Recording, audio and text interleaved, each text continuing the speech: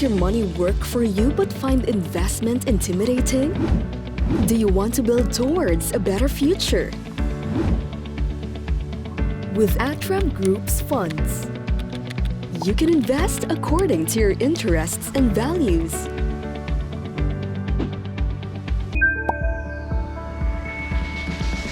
Investing is now made easier and affordable. Step into your future self, invest to reach your goals and aspirations. Matching your risk appetite and investment horizon has never been this easy. Let us help you maximize your earning potential by writing the growth story of the Philippine economy and opening your doors to the international trends in the global markets. Let us prepare you for a better financial future. At ATRAM, we're making lives better through investing.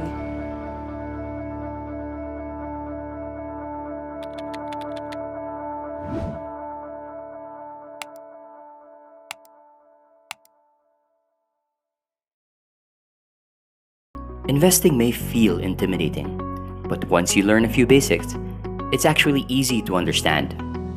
And understanding and using that knowledge to your advantage are some of the most important things you can do to achieve a financially secure future.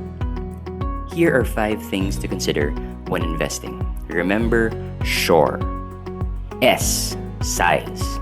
Know how much you are willing to invest, given that investing doesn't promise returns. Allocate money first for needs and paying off debt. H. Horizon. Before you start investing, you should determine how long you're willing to keep your money invested for a specific goal. Long-term investing, at least 5 years, is best as it allows you to ride out market volatility. The longer the time horizon, the more aggressive or riskier portfolio an investor can build. O. Objective. What are you investing for? For some, it's a short-term goal, like saving up for a car or maybe a vacation. If you need the money soon, you should invest in less volatile investments.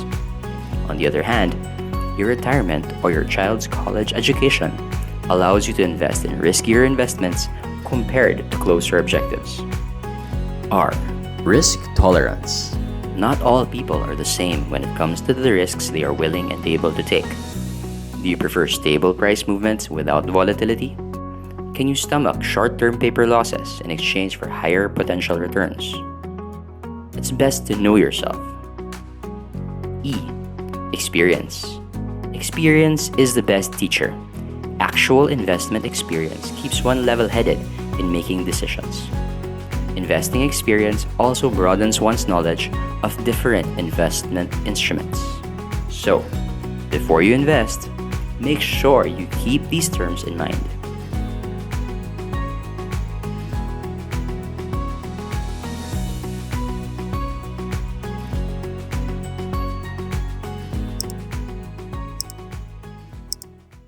Happy Thursday morning, everyone. Thank you very much for joining this week's episode of the ATRAM webinar series. I am Ram Mascaraga, your Business Development Officer and your host for today. Unit Investment Trust Funds, or UITF, pave the way on how we invest and open the doors for a professionally managed fund that maximizes your investment potential and also allows for a convenient and hassle-free investment. Stay tuned as we talk more about the risk and rewards of investing in UITFs and how they stack up against other available investment vehicles in the market. Explore ATRAM's wide range of top-performing unit investment trust funds, which dominate the collective investment scheme landscape in the Philippines, and find the right one for you. If you have questions, you may send them as early as now by clicking on the Q&A button below your screen. Before we begin, I'd like to let you know that this session will be recorded and that copies will be disseminated as well as posted on all our social media pages. If you are just starting out in this world of finance and investment, or a seasoned investor who would like to know or who want to be in the loop with the latest strategies and news, we got you covered. Subscribe to our YouTube channel, ATRAM Studio. If you have friends who you think would like to be in this webinar but are unable to attend, a replay of this session will be posted on our official YouTube channel. Don't forget to click the notification bell so you get notified when new videos are uploaded. Plus, please don't forget to visit our website atram.com.ph for a more detailed information about all the funds that we offer. You may also scan the QR code to visit our official social media pages. We would like this webinar to be as interactive as possible, so please don't hesitate to send your questions in the Q&A tab all throughout the webinar. We will also be wrapping up this quick feedback survey after the webinar, so we do hope you can share your thoughts with us about our session today and how we can further improve the webinar series. And now to the exciting part. Let me briefly introduce to you our speakers this morning. First up is Lodovico Devi Ulpo. Devi has almost a decade of experience in the asset management industry and currently manages ATRAM's discretionary fixed income mandates. Prior to this, he was formerly based in Hong Kong as an Asian credit trader and analyst at a Pan-Asia credit hedge fund covering Asia investment grade high yield, subordinated structures, and credit market derivatives. He was awarded rank number 2 in the most astute investor in Asian local currency bonds by the Asset Benchmark Research Awards in 2022 and has consistently ranked on the top 5 over the last 3 years. He's a CFA charter holder, a certified financial risk manager, and a certified public accountant. Also joining us today is Ivan Ante, ATRAM's deputy head and senior portfolio manager of the multi-asset team. Ivan has been in the asset management industry for almost at least 9 years and currently manages ATRAM's public multi-asset funds and several of the firm's wealth mandates.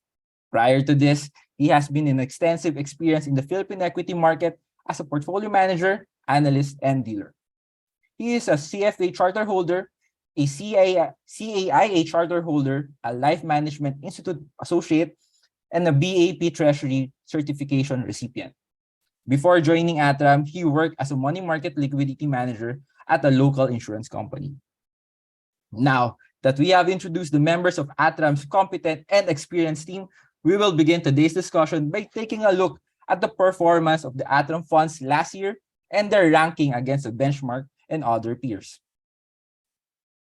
First, on our list is the ATRAM Total Return Peso Bond Fund Incorporated, which has generated a whopping 8.61% in a 3-year return and outperformed the benchmark by 5.9%, and holds the number one spot in the peso fixed income fund long-term in the Philippines. At this point, I would like to call on Devi to share the story behind the fund and the strategies that you are looking forward. Hi, Ramon. Good morning. Hi, Devi. How are you this morning? Good. Yes, happy to be here again. Regarding your question, maybe we can move on to the next slide. Sure. Of course, Devi, can you refresh us on the market environment and how we are able to generate such returns? Of course. All right. So for Philippine fixed income, over the past years, I know that it has been a story of macro development. Over the last 3 years, I think the short story to it is that it's a story of significant amount of opportunity, but at the same time, significant amount of risks as well. So in 2020, if you look at this table, the index performance or the BPI index generated a return of around 10%. So that is the opportunity for 2021 and 2022. However, it was a year of risks, I would say, largely because of the upward adjustments in interest rates caused by the recent, as I think everyone felt it, the inflation. The BSP, along with other central banks around the world, increased or raised policy rates such that interest rates will rise and combat the inflation. However, for your investment performance for Philippine fixed income, that would mean negative returns over the past 2 years. So actually in 2020, 2021, that's amounting to negative 3%. In 2022, that's about negative 5%. So again, over the last 3 years, it's the long short story of it is really first year is the perfect opportunity to create money, but the last 2 years is sort of negative environment. But we think in 2023, it is an opportunity for investors to actually take advantage of that higher interest rates now. So if you look at I think in the highlighted table, your 5-year has moved up from 2.5% in 2020 to now around 6.5%, or at least the most recent retail treasury bond is around 6.125%. So I think for 2023, interest rates are quite high. Can you go over to the next slide? All right, so regarding how we were able to generate such return, maybe the long short of it also is, again, at least for sophisticated investor, we were able to navigate the portfolio given interest rates, volatility, extend duration when we are bullish rates, shorten duration when we are bearish rates, or first or more on a more simple words. Number one, avoid losses, which is basically for all investors. This is a very fundamental principle. Avoid losses, keep gains, and still accrue the income because we are invested in fixed income. So again, avoid losses, keep gains, and still accrue the income. So last 3 years has been a roller coaster, but the fund, the strategy, we were able to generate decent amount of returns to be able to capture the yields and capture potential capital gains over the last 3 years. Maybe you go to the next slide, please. All right, so this is how we were able to perform over the past 3 years. 2020, again, I said it's a year of opportunity. So capture that close to 10% return. We were able to do that. In 2021, the index or the market returned negative. So in a year of risk, your first priority is to make sure that you protect your principal, right? So again, 2020, capture, maximize the gains. 2021, negative environment, protect the principal. So that's the reason why we were able to outperform the market 2021. 2022, same story, but the market is deeper into negative territory. So the market at least broadly returned negative 5%. That I think for last year, everything except commodities were down. So for 2022, Philippine fixed income is down 5%. We were able to mitigate that negative return to just closer to negative 1%. So in broader terms, if you look at the last 3 years, the fund's aggregate return is just about closer to 9% relative to our benchmark, which is just close to 2%. So that's the reason why, again, if you go to the last slide, it's really capital preservation. Sorry, previous slide. Yeah.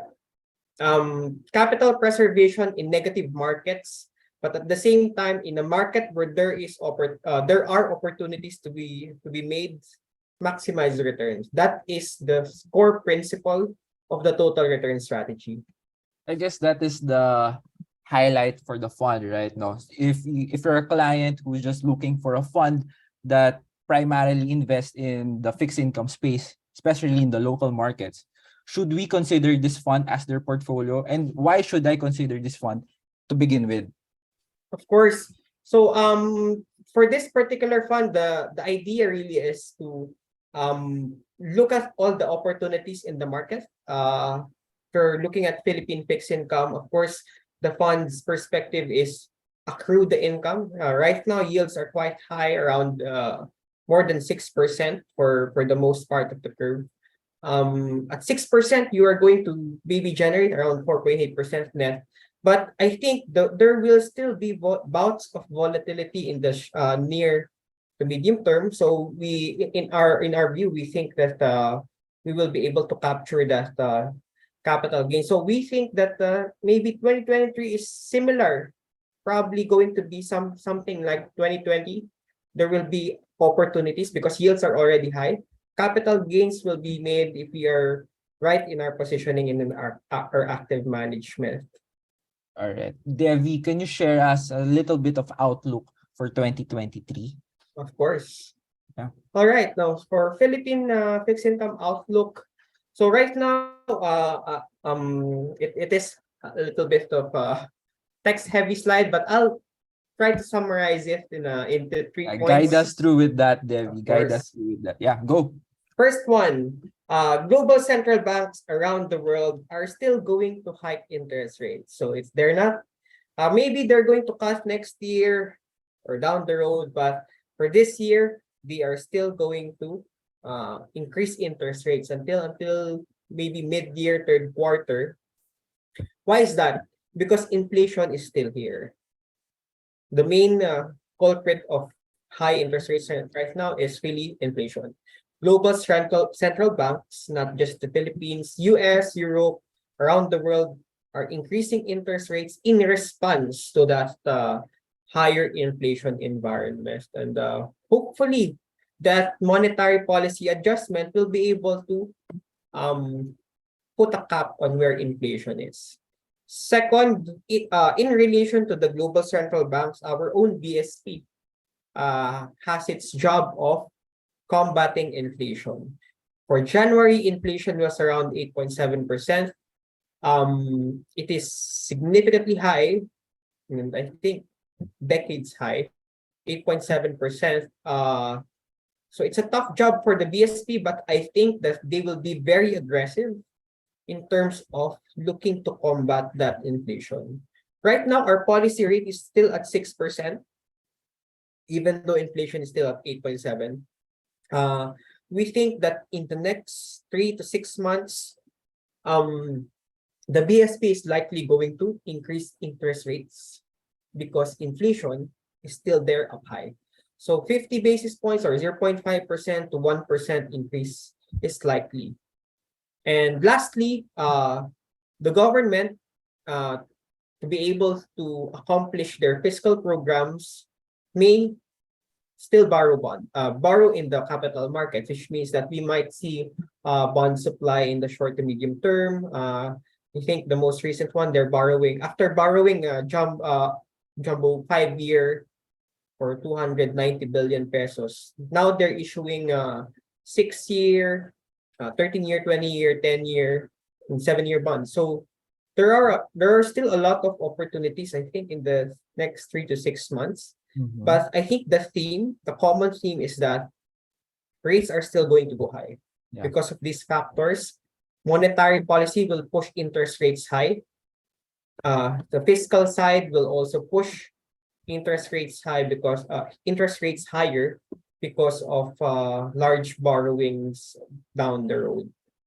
For investors like us, and the public, we have to be patient, right? Because right now, yes, yields are high, but if you look at it, if yields are still going to go higher, why not wait for it a little bit? No. So if you invest in the fund is really right now positioned defensively. The good thing is short-term interest rates are also high. So for 2023, our outlook is really make that interest rate accrual carry, which is about 4 to 5%, and then be patient in trying to capture that capital gains down the road. I agree, Devi. These are your main consideration on why you should invest in this fund, right? But Devi, can you give us a little bit, one little bit cake on why you should invest in this fund, or what are your main consideration if I'm a new investor? Of course. Can you go over to the next slide, please? All right. So why should you invest? This slide basically highlights the talent that we put into the fund. So it's not just me; it's the whole team that are looking at this strategy. Because this strategy basically tries to capture again. The summary is avoid losses. So when interest rates are about to increase significantly, we have to be defensively positioned. But when interest rates will drop, we have to maximize whatever money can be made, which means that we will be extending duration. but allowing that risk management to be put in place.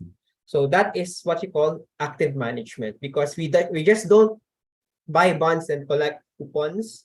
We look at the markets and take a view on it. If interest rates will go up, we shorten duration. If interest rates we think is going to go down, we lengthen duration. So by that, there's the active management part. But at the same time, because we are buying high yields or 6% or more bonds, there is the component of income. Right now, income is significantly high if you look at it over the decade, right? So 6 to 7%. 2 years ago, it was just around 2 to 3%. So right now, your interest accrual is very decent.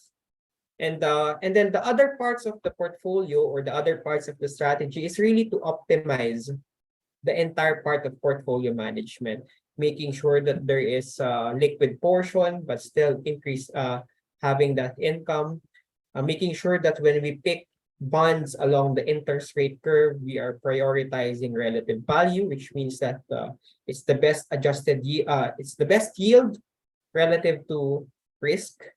And then lastly, we have tactical investments. So when we have a very strong view of the market, we try to trade it in and out a little bit. And then lastly, enhance return by looking at the potential yield pickup instruments such as corporate bonds to be able to increase or augment the total return into a more solid part of the portfolio. So there are many parts of the portfolio, but again, we put all our talents into this strategy. Yeah. Try to deliver that risk-adjusted return. And over the past 3 years, I think we were able to capture that and protect principal and maximize returns. I love this slide, Devi. You basically shared with everyone your secret sauce on how you manage the total return peso bond fund. Thank you, Devi, for sharing our audience and your views and strategies relating to the ATRAM total return peso bond fund. Moving on to the next best performing UITF on our list is the ATRAM US Multi-Asset Income Feeder Fund. The fund has delivered an outstanding 3-year return of 17.94%, almost 18%, and ranked number 1 in the Peso Global Balanced Fund category. The fund is designed to achieve income and long-term capital growth by investing all of its assets in a collective investment scheme that primarily invest in U.S. corporate debt securities and equities. At this point, I would like to call on Ivan to explain more and share the stories behind the fund. Hi, Ivan. Hi, Ram. Thank you. And good morning to you guys. I appreciate the time for you to attend this webinar. And thank you, Ram, for that good hosting and to Debbie for that really good presentation about the total return fund. Sure, Ivan. But Ivan, I have a couple of questions for you. Sure. And for our viewers, can you share with us the driver of the allocation of the fund? Yeah, I think in general, Dev already mentioned the current macro environment. So I would like to say that this this fund is a solution addressed for that macro environment where there is high uncertainty, excuse me, and potentially elevated volatility across asset markets. It's very high compared to 10 years ago on average, and we think it will be elevated moving forward. So it's a solution for that in a rising rate environment because of rising inflation. In the past 10 to 12 years, or 30 years rather, inflation in global markets and economies, especially the developed markets economies, tended to be low. They wanted it to go higher, right? But what happened is it's way above the target. And we think in the next decade or so, structural inflation in the long term will be like the 70s, where in general, inflation went up higher. Having said that, there will be, if you look at in the 70s, there will be cyclical downturns, short-term cycles of inflation. It will go up in the longer term, but cyclically it's going to go down and it's going to go up. So that's what we think will happen. So what do you do for an investor? So this fund gives you high monthly income. It still gives you the potential for capital appreciation, less volatility than the equity-only fund, and low correlation to rate-sensitive investments. So basically giving you a chance to outperform and still give you income despite this macro environment and high uncertainty. So Ram already mentioned, you already mentioned that the allocation, but just to give more details, it's equally allocated between equities, All right. convertible bonds, and high yield bonds. So that combination gives the fund and its owners a favorable risk reward profile that offers diversification, lower volatility than equity only funds, but at the same time, higher income and higher yield than core fixed income investments, especially in a rising rate environment. So you So I hope that basically answered the question. basically shared with us some of history and of course an outlook of the fund, Ivan. Mhm. I like that you're saying that with a slightly lower risk, you're getting higher returns for the Mhm. fund. But can you share with us, Ivan, what makes the fund unique from other global balance funds? No, the fund is focused, it's in the name, in the US. Mhm. And in the Outside. US, the good thing about this is it tends to attract a lot of capital or capital flows around the world. Why? It's because it's generally considered to be lower risk than other regions, especially other developed markets, and also, and most especially, that I would say, emerging markets, because they have the rule of law. The markets in the US, not only equities, fixed income, but also derivative markets, are very liquid. And most of all, a lot of asset owners, so the money is focused on the US, so they tend to have a home bias, so they don't tend to sell everything when there's a panic. So that's why volatility in the US is lower. So the key thing to understand here is that the US attracts a lot of flows. It's a lower risk than EM and other developed markets. Yeah. People don't tend to panic sell a lot of these assets. And lastly, this fund, I'm not sure if you're familiar, Ram, is that it also does an option strategy, which is called or referred to a covered call strategy. So basically, it adds the potential for income without adding more equity risk. So I can explain more about that, but basically, option strategy doesn't give more risk to investors, but increases the income of the fund. So with the combination of equities, global bonds, and high yield bonds, it overlays an option strategy that gives more income without increasing volatility. All right, thanks, Ivan. Maybe later we could discuss more about the call options. But Sure. next, let's discuss more about the ATRAM Global Technology Feeder Fund, which has generated a massive 3-year return of a 46.13% and has ranked #1 in the thematic peso equity fund in the country. Wow, Ivan, can you share us the story and how has this happened? Very impressive performance. No, that's right. It's been a tough year, tough 2 years actually for technology stocks around the world, right? But the good thing about this strategy and this fund is that it continuously to outperform the benchmark and even the high performing technology stocks that does not have profit in 2020 and 2021. So how do they do this? Yeah. They use a bottom-up approach with a 3 to 5 year time horizon. So they focus on company fundamentals, unlike the others that do not have profit. So they're very vulnerable to downturns. They focus on valuation and they focus on sentiment. So with those combined, this technology fund is very different from other company and other technology funds and stocks that are very sentiment driven, but they don't have an anchor in valuation and fundamentals. So this fund also is, as I mentioned, bottom up. So they do internal research. They have multiple strategy analysts. We also focus on third-party access and company management meetings. And we also do quantitative screens and quantitative filters to generate ideas. Yeah.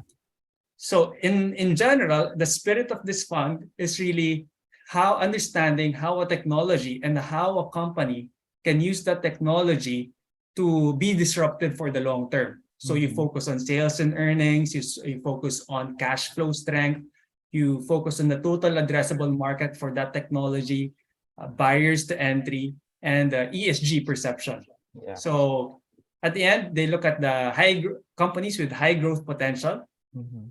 and also those that have disruptive technology. And then over that is these companies have the moat. So if you can disrupt the technology moving long term, you don't want to be disrupted. So you look for those that have um, long term earnings potential. Yeah. They disrupt the industry, but at the same time, they have enough.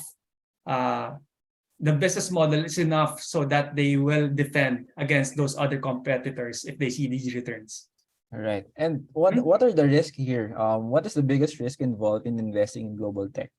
And what are the returns expectations for the year, Ivan? Okay, so I'm gonna focus more on the first question first. Go. So the biggest risk. The biggest risk, I guess you guys are already familiar with this, is really the volatility Yeah. of the tech space. I mentioned that a lot of the technology names that do not have profit, they're way more volatile. But at the same time, the sector on its own, because of its high growth potential, gives you higher volatility.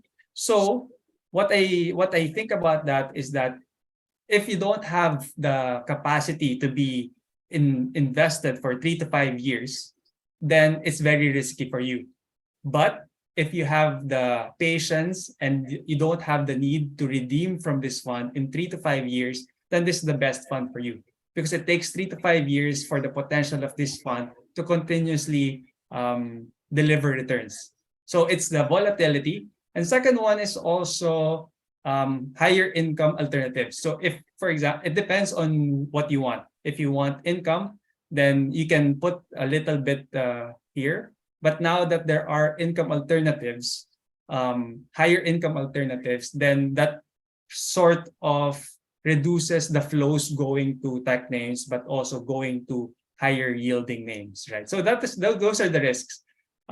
First, just to summarize, is if you don't have the capacity to be invested in 3 to 5 years, then this is risky. You're timing it. And then second is there's less flows probably at this point to tech names. But given if you have 3 to 5 years, then that's not a risk at all.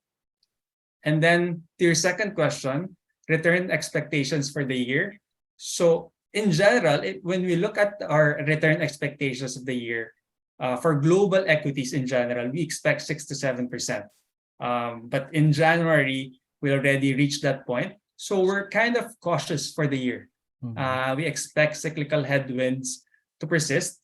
But at the same time, though, as I mentioned, 3 to 5 years horizon, we just have to focus on that. So if there are downturns, and like in 2021, 2022, then it's an opportunity for the fund to really buy those companies that have long-term potential, good balance sheet, they have a moat, but they are undervalued. So those are my answers to that. Right, Ivan. Hope that I helps. guess to summarize, you just have to know your goal, your objective, and of course your time horizon on how long you can invest in the fund itself. Of course, knowing your risk profile as well. So next, let's discuss more about the ATRAM Global Dividend Feeder Fund. The fund ranked #1 in the peso equity fund in the country and has generated 13.14% on a 2-year return and 15.28% on a 3-year return. The fund seeks to achieve income and long-term capital appreciation by investing all or substantially all of its assets in a collective investment scheme that primarily invests in income-producing equity securities in the markets throughout the world. So, can you share us a strategy here, Ivan, on the Global Dividend Feeder Fund? You know, Ram, you will see sort of the commonality between the funds that we are looking at. So the strategy here, that's why it's doing well also, is that it's a bottom-up approach. It picks high-quality names that can easily weather the current environment, right? So as I mentioned, the current macro environment is highly uncertain and very volatile. So that's why control what you can, let go of what you can, that kind of philosophy. So you pick the high-quality names, And what are those, right? When you ask, what are the high quality names? So first, the high quality names can pass on costs. I know inflation is high, so obviously the companies also have higher costs. So those companies that can pass on those costs to their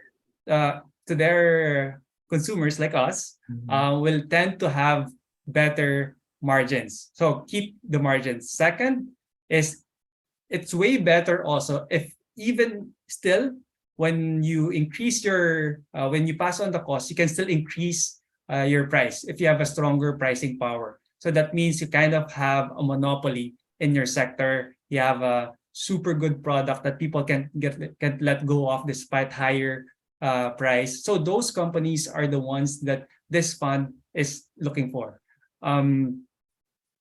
So why is that important? Because it enables them to consistently maintain the sales growth and earnings growth, and then continuously. And why is that important? Because they can continuously return those growth and returns to shareholders through dividend payouts. So for you as an investor, why does it matter if the company can can increase their prices so that they have increased earnings, and for the investors of this fund so that you can have increased dividend payouts? So that's the key for investors, right? You have to keep the dividend payouts intact, or more importantly, if it can grow with the fund. That's nice to hear, Ivan. But can you share what set us apart from the other global equity funds? I believe that this fund gives stable and predictable income. But can you share us what sets us apart from the other global equity funds out there? I think you already kind of mentioned why it's what sets it apart. You said it's predictable income, right? Yeah. Obviously, in this kind of market and this kind of investing environment, there's no it cannot be predicted with a higher probability. But what you can do is you increase the probability. So what this fund does is that reallocates accordingly in response to market environment. And this is the key here. Everyone does respond to market environment, but this fund, it responds, it reallocates, but without increasing the risk of the portfolio. So by doing that, your stable income is more predictable than rest of the competitors. So in this fund, we think if we are right that the structural inflation is going higher, this portfolio will outperform the rest because the stock picking strategy is good, and that's the key. It's a stock picking environment. At the same time, that dividends in high inflation environments tends to contribute more to total return moving forward. And lastly, if there are, as I mentioned, very opportunity, there are market downturns, then this fund is not afraid to deviate from its benchmark so that it can get those high quality companies at cheaper prices. So primarily it's more of the growth, stable and predictable returns, right, Ivan? Growth, yes. I think I just wanted to clarify that it's not growth per se how people understand growth, because when people say growth, it's like 50%, 60% growth in 1 year, 2 years. When you say growth, you're correct. I think growth is a stable, predictable, long-term growth, right? That's what you want. Less volatility, but still growing. And then that growth will continuously be shared with the investors through higher dividend payouts. All right. I guess for the viewers, we would love to get to know more your stories. Ask as many questions as you can. As long as we have Ivan and Devi here in the webinar, please send us your questions in the Q&A button below. For the next, Ivan, let's move on to the ATRAM Global Multi-Asset Income Feeder Fund, which has generated 2-year return of 10.63% and has ranked #1 in the Peso Global Balance Fund category. Can you share us, Ivan, what are the benefits of our viewers of the allocation of the fund, or can you share us the story behind this fund? Yeah. So it's kind of simple, but how you do it is not simple, right? So this fund is global. It invests everywhere. Mhm. If there are opportunities wherever you are, it goes there. So that's the key importance of this fund. So it diversifies away from the Philippines, from the US. If the US is not doing well, probably other countries will do well. If in terms of valuation, yields in, let's say, Latin America or in China or in India is better than the US or the Philippines, it goes there. So it's very opportunistic. It gives access for investors income generating assets, right? So you have equities, you have bonds, you have REITs or real estate investment trusts, and other securities that provide regular income across the world. Because the thing about income is when people a lot of people like income, obviously, right? Especially those that are retiring, those that have a need of monthly or quarterly income to sustain their lifestyle. But if a lot of people are looking at this income, it's high enough, then people will tend to go there. And what happens? In the income in terms of percentage yield goes down. So when that happens, you don't want to be just there, right? Permanently. You also want to relatively rank where there are better opportunities for your capital because that's what will happen. You cannot stay in one place, and this is good for the and this is why it's very good to have this global portfolio of income generating assets. It can go anywhere. It diversifies everything, but at the same time, it gives you income, and then it still be able to ride the growth of global markets. So if there are opportunities with there, why not, right? Yeah, that's true. Mhm. Basically you wrap the global multi-asset income feeder fund already. But thank you for that comprehensive outlook and sharing to our audience our views and strategies relating to the rest of the best performing UITFs. And there you have it, our top performing unit investment trust funds for 2022. At this point, we would like to move on to the live questions from our audience. And I believe we have several questions coming in. So for Devi, Ivan, are you there? Are Yes, you ready for our questions from our audience? So sure. for Devi, Go. how risky is the total return bond fund? Risky, not really risky, I guess, because again, as I mentioned in the past couple of slides ago, the strategy of the fund is to keep or make sure that your principal remains intact, meaning principal protection is really uh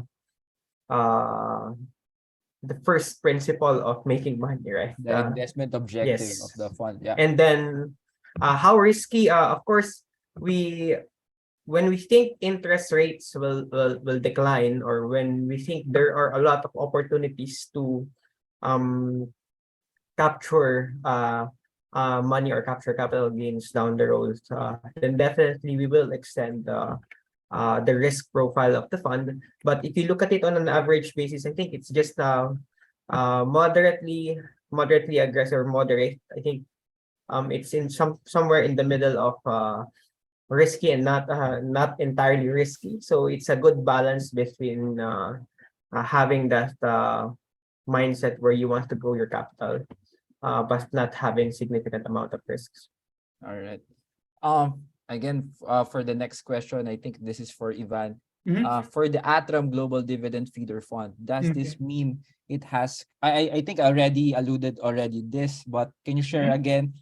Does it has growth and provides dividends also? No, yeah. So I mentioned the key aspect of this fund is looking at high quality companies, right? Mhm. So high quality companies, by definition, it has good growth. Um, so I think and it has good growth and it can pass on prices. So the margins will not go down. At the same time, there are companies also that can still increase their prices. Those are two different companies, right? Yeah. Those that can cover their expenses, the increase in expenses, and those that can still, on top of that, rise or increase their prices. So if you have that company, and then if you have that business model, then that means growth will continue for a long time. And that's the most important part of having a company. It's predictable. It's a bit predictable because it's a good business model, and it has a moat where it can stop people from competing against its business model. And so that's what I explained earlier. I think when people are talking about growth, they're all sometimes they allude to the high growth companies, right?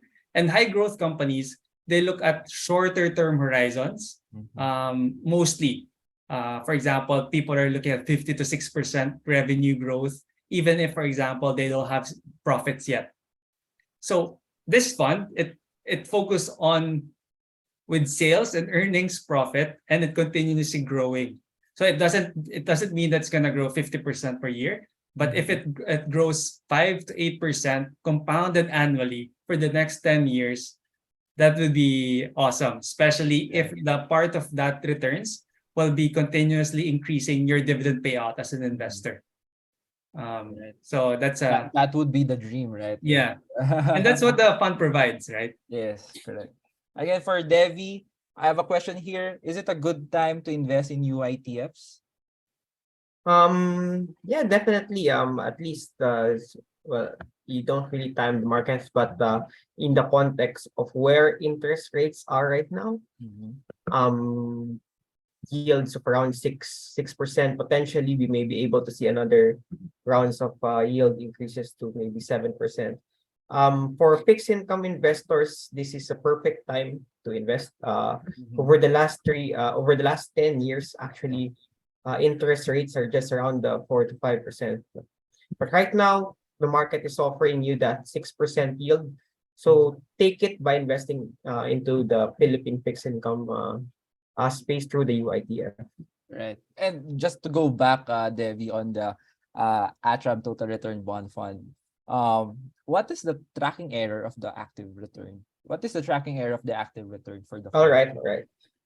So maybe for the other viewers, I'll explain first what tracking error is. Yes. So tracking error is basically the difference or closeness of risks or return or tilts relative to a benchmark in the context of the fund. So for 2022, the tracking error of the fund is just around 1.2%. So if you look at the outperformance about 4% in 2022, then that is an information ratio of about 3 times. No? So meaning the fund was able to generate 3 times the amount of tracking risks that it took. Over the last 3 years, the tracking error of the fund on average is around 1.5%. And the annualized active return of the fund is about 3%. So you have an information ratio or the ratio between the active return of 3% to a 1.5% tracking error of about 2 times. So really the strategy of the fund is to capture opportunities, but at the same time minimizing that potential for loss. No? And I think active management will be able to bring that or optimize that risk-reward balance that an investor seek through professional management in this particular UITF. Yeah, and of course, with the spectacular records that you have or performances that you have for the fund, right? So basically, it's a good time to invest in UITFs. Moving on to Ivan, in which funds should beginners should invest in their money? Or if you're just starting out, what strategy or what fund would you recommend to invest in? No, that's a great question, but it's a nuanced take that I will share. Because beginners, it doesn't matter if you're young or old, right? There are old, like 70 years old clients that I have that they just started investing. And the key point there, it's never too late. Yeah. So answering now your question, beginners, it really depends on your risk profile. So risk tolerance. So just to explain a bit, and this is kind of how you should think about your preference for risk is your risk tolerance, right? So it's the ability to take risk and if you can take it. So do you have the ability? So meaning if you have the ability, is meaning if they have enough income so that if it loses, if you lost or if it's down in this market, that you can still function, you can still do your normal lifestyle. So that's ability to take risk. And then the second was preference to take risk. There are people who are naturally risk averse, and there are people who are risk seeking. So the key in investing is really understanding yourself and what you can do. So you have to combine your ability and your preference. Because, for example, even if you have the ability to take risks, so you said you're rich, you have an income, you have 500,000 per month income. So that's the ability to take risks pretty high, right? But if you're risk averse and then you invested in a super risky portfolio, risk averse, you're just gonna be every day you're gonna look at the market. You're gonna have probably a heart attack looking at every day of the market. So it's Sleepless not. It nights doesn't. for It the doesn't. worrying about the fund. Yeah. Yeah. So you have to combine those two. So having said that now, and I would say for the audience, you should look at it by yourself. Don't look at heuristics or rule of thumb. That's very simple. But if you're a beginner, I would say diversify. So look at equities, look at fixed income, look at alternatives, and combine that and look at what you want to do. Obviously, some people they want higher returns, Of course. Yeah. but high returns, high risk, right? Yes. And if you can do that and you have a time horizon and you have the preference, then go ahead. But at the same time, you don't want to just 100% equity if you're that person. So you just want all the time, like what Dev mentioned, the key rule in investment is always to play another day, right? You don't want to lose your capital. And that's why fixed income is very important in a portfolio. Because in bad times, it gives you carry, it gives you the coupons, but at the same time, usually in bad times, the capital appreciation of fixed income it goes up. So it's a good addition to an equity or alternatives portfolio. So you just have to learn. Balance it out. Yeah. But it's a nuanced take. But my advice is learn about your risk tolerance Yes. and diversify, even if you're super risky, right? It's Yeah. good to diversify. Again, that's a good message, Ivan. Basically, you want to know more about yourself, how you invest, your risk profile, and of course, your objective by the end of the day. When investments are not that good, top performing, you have to look on the goal, diba? You have to laser point on the goal that why am I investing into, or what is my goal here, right? For the next question, I believe this is for Devi and Ivan, but Devi could answer first. If I put in an investment of worth 100,000, how much is the gain for the next 5 years? All right. So, in simple terms, for Philippine fixed income, if you just buy bonds or invest in the fund, you are investing in an environment where yields are around 6%. So if you just do the math, that will probably come out around 4.5% net.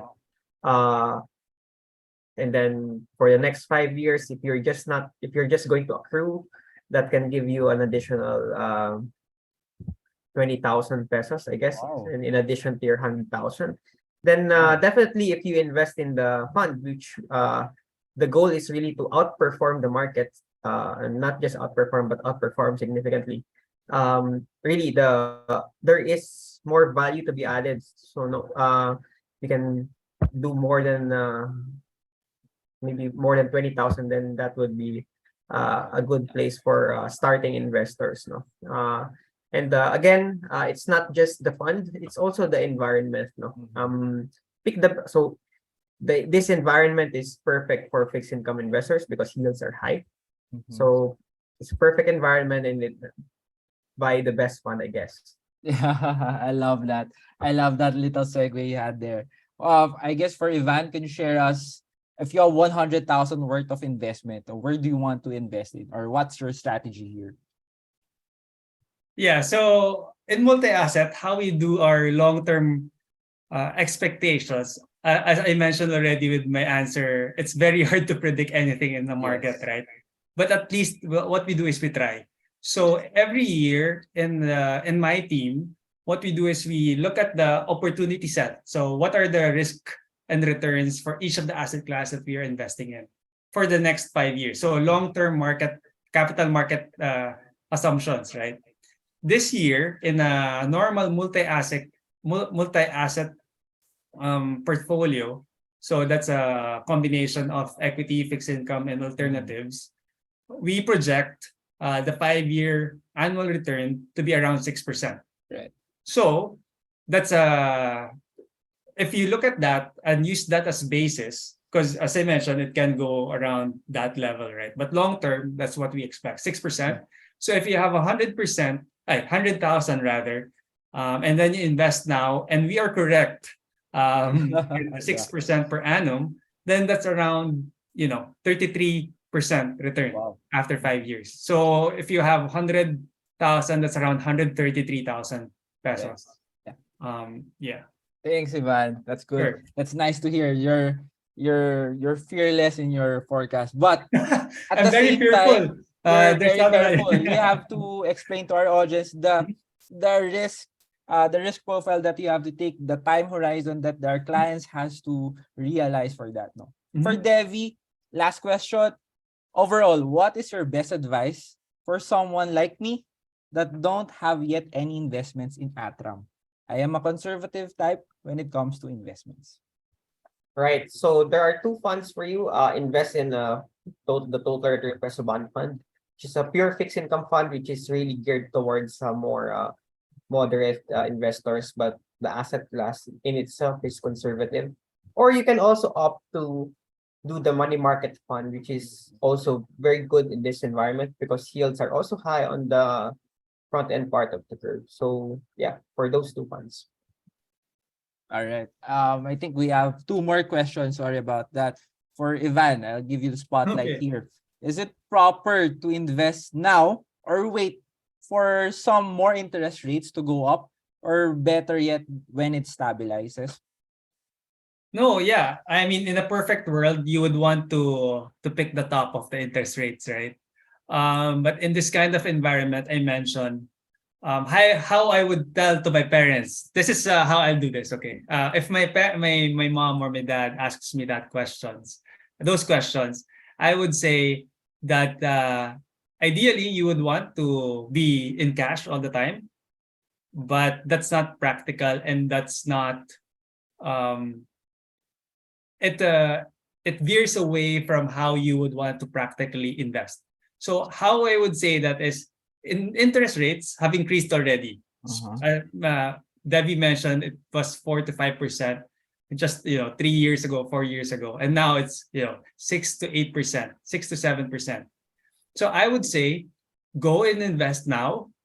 It depends on your risk profile. If you're very risk averse, then let's say invest 30%, 40% now, and then invest as interest rates are higher. Because if you're a long-term investor, you're gonna get those yields anyway, right? So if you're gonna get the coupons, you're gonna get the dividends. Then even if interest rates might go up in the future, you're already earning from your cash.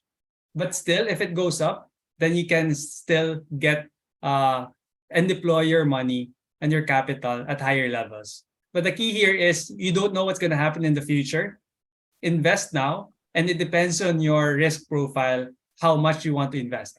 So that's the first one, right? The second one is if you're risk seeking, and then your ability to take risk is high, then maybe increase that portion, like 60%. Invest now. It can be with equity, it can be with fixed income, and then the rest, use that as dry powder and then increase your deployment as interest rates go down. But having said that, what if the question is, what if you're wrong? What if interest rates do not go up forever? So now you're invested 40% or 60%.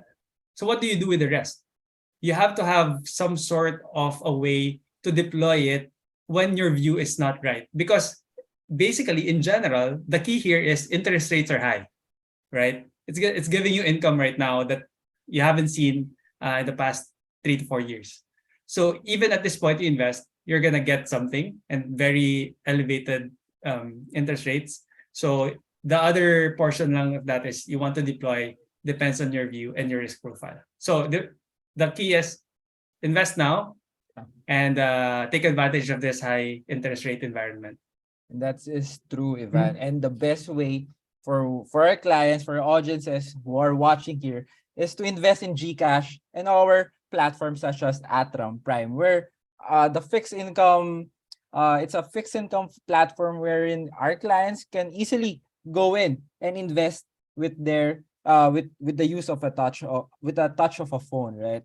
So also for Seedbox, it's a best platform for you to have a preview and invest in the ATRAM investable funds. All right. Are we waiting for more questions here? Let me just check.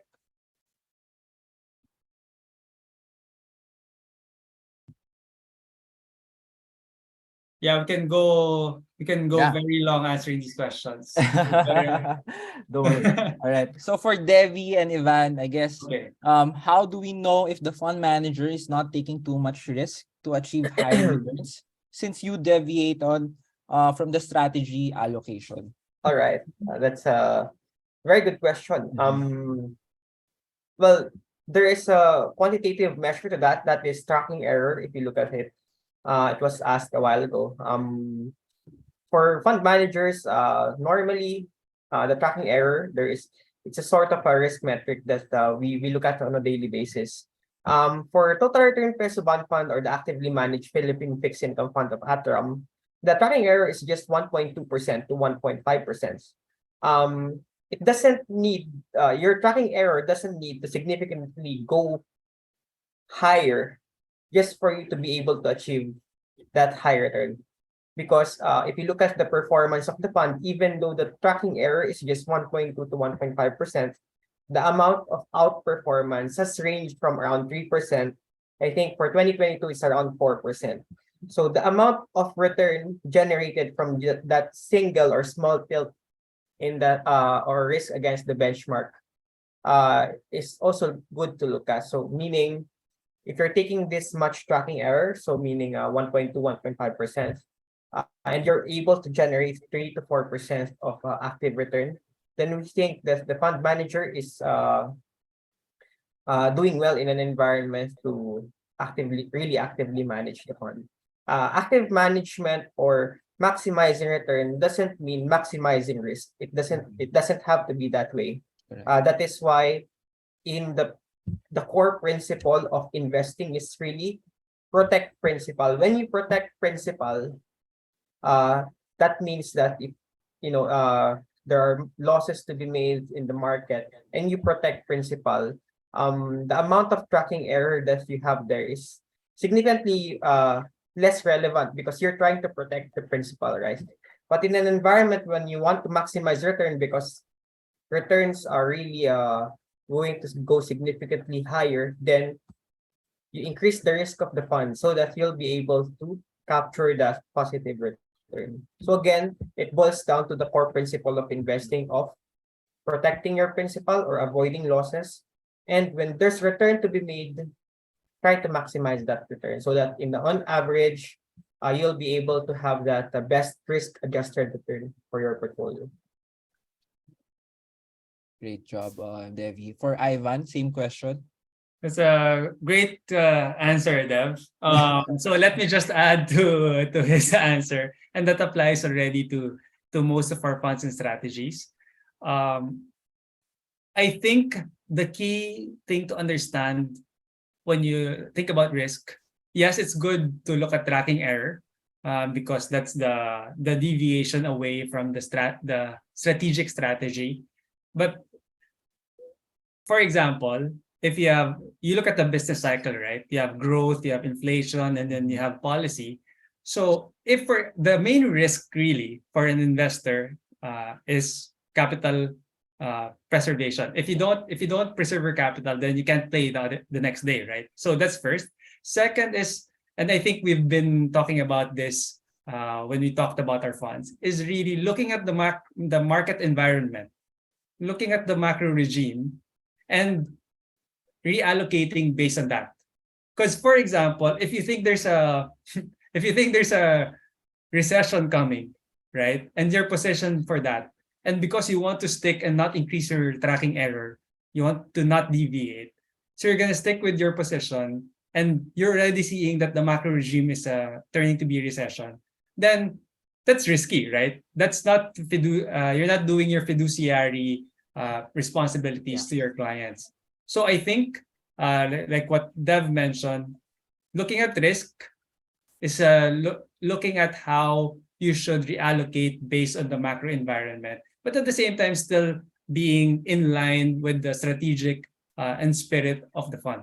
So it's nuanced, but I think right at this point, if right if it's too overvalued, why would you stay invested? There are always opportunity to reinvest in other funds, and I think that's one of the best ways here in ATRAM, right? There are many funds you can reallocate. If for example this is the best fund right now, then you can allocate the other fund. And if you look at the ATRAM products, then strategies, you can have it all, right? You can just reallocate, depends on what's the best opportunity set for you is and your risk profile. I agree, Ivan. So yeah. Yeah, that's a good way to put it. I think that is all the time we have for questions. Before I let you go, any last words, Devi, and then Ivan? Invest now. That's my last words. And that's it, guys. That's all you need from Devi. Invest now. How about you, Ivan? There's a quote that that I like, is do not change what's not broken, right? So like what Devi said, invest now, and most importantly, look at your own risk tolerance before investing, and then invest now. Thank you, Ivan. Once Thank you. again, thank you, Devi, Ivan, and of course, thank you to our audience. We appreciate taking the time to join us today. Now, did you know that for as low as 1,000 pesos, you can already jumpstart your investment journey? Please stay tuned to learn more. Good day. If you are interested in investing with ATRAM, the leading independent asset and wealth management company in the Philippines, please visit our website, www.atram.com.ph. We have all the details you would need to know about our funds. If you would like to start investing, click Invest Now. For further assistance and account opening, you may email our client services team. If you have more questions, visit the website's frequently asked questions page or ATRAM Academy page. We hope this helps. Thank you. You may also check out ATRAM Prime, ATRAM's mobile-first investment platform that aims to create your worry-free future by growing your long-term wealth and simplifying the investing process through our expert fund managers.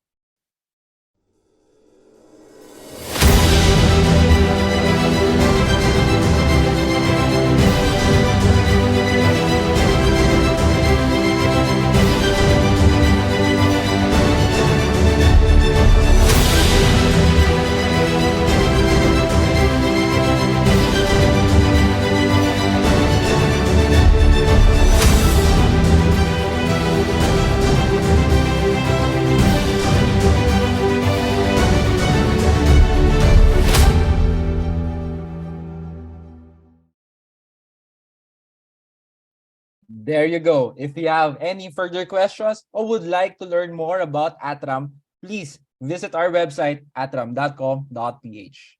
Again, if you're just starting out in this world of finance and investments or would like to be in the loop with the latest investment news and strategies, we have some wonderful resources to get you started. Subscribe to our YouTube channel, ATRAM Studio. If you have friends who you think would love today's session, a replay of this session will be posted in our official YouTube channel. Don't forget to click the notification bell so you get notified on all your devices when new videos are posted. Also, please don't forget to visit our website, atram.com.ph, for more detailed information about all the funds that we offer. You may also scan the QR code to visit our official social media pages. Lastly, please answer the survey at the end of the webinar. We would love to know your thoughts on today's topic. And on behalf of everyone at ATRAM, We wish you and your loved ones continued health and safety. Have a great day. This is Ramas Caraga. Bye-bye.